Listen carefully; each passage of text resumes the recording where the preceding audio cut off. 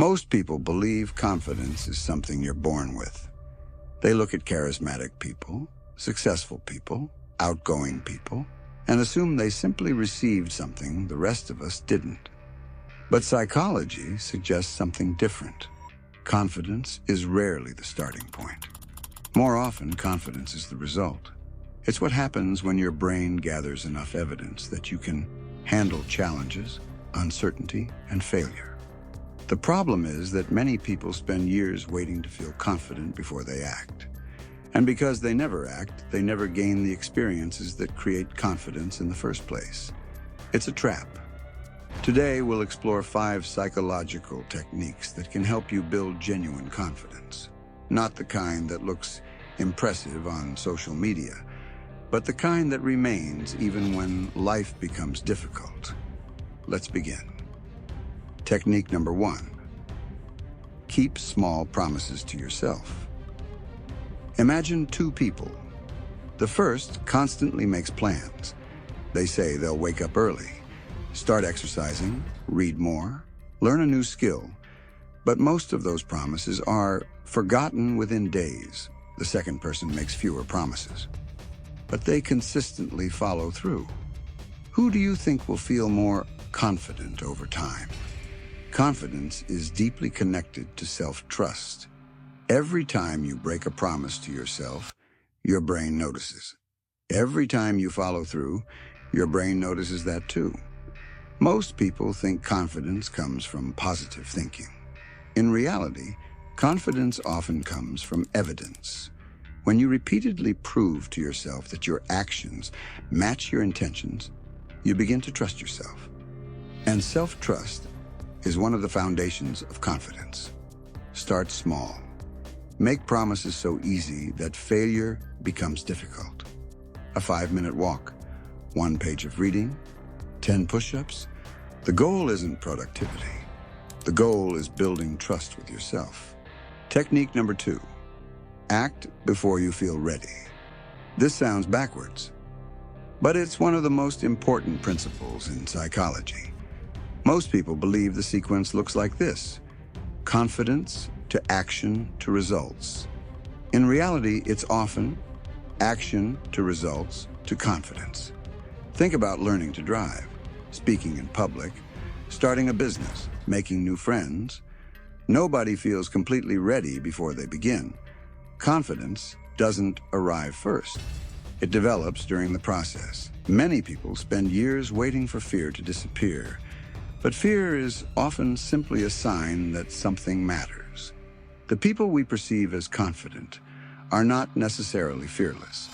They've simply learned how to move despite uncertainty.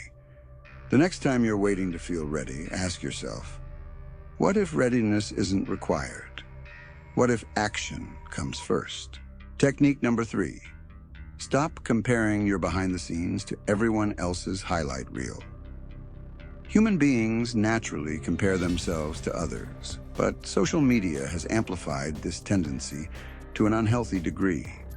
Every day we see carefully edited versions of other people's lives, their achievements, their vacations, their relationships, their success. What we don't see are the failures, the insecurities, the mistakes, the self-doubt, the sleepless nights. Psychologists call this a distorted comparison. You compare your complete reality to someone else's public performance, and almost nobody wins that game.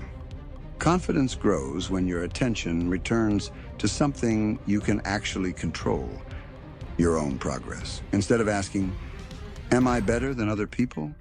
Ask, am I better than I was 6 months ago?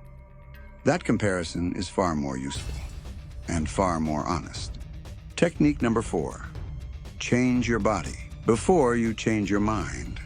We often assume confidence begins in the mind, but the relationship works both ways. Your thoughts influence your body, and your body influences your thoughts. Notice what happens when someone feels anxious. Their shoulders drop, their eyes avoid contact, their movements become smaller, their voice becomes quieter. Now imagine reversing that process, standing upright, speaking slowly, making eye contact, moving deliberately. Psychologists refer to this as embodied cognition. Your physical behavior sends signals back to your brain. This doesn't magically eliminate insecurity, but it can reduce it. The body often communicates with the mind more than we realize. Sometimes confidence starts with a posture before it becomes a belief. Technique number 5, build competence. This is perhaps the most powerful technique of all.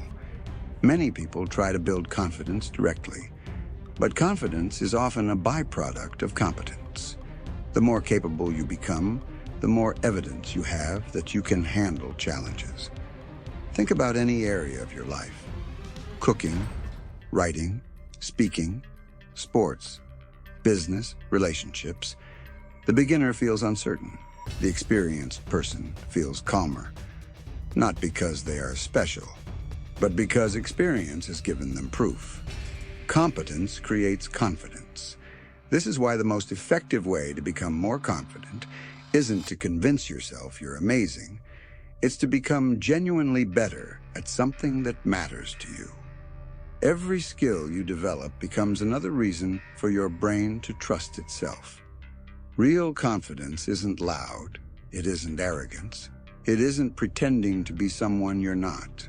True confidence is much quieter. It's the belief that even if things don't go perfectly, you'll be able to handle what comes next. And that belief isn't built in a single day. It's built through hundreds of small actions, small promises kept, small risks taken, small improvements repeated over time.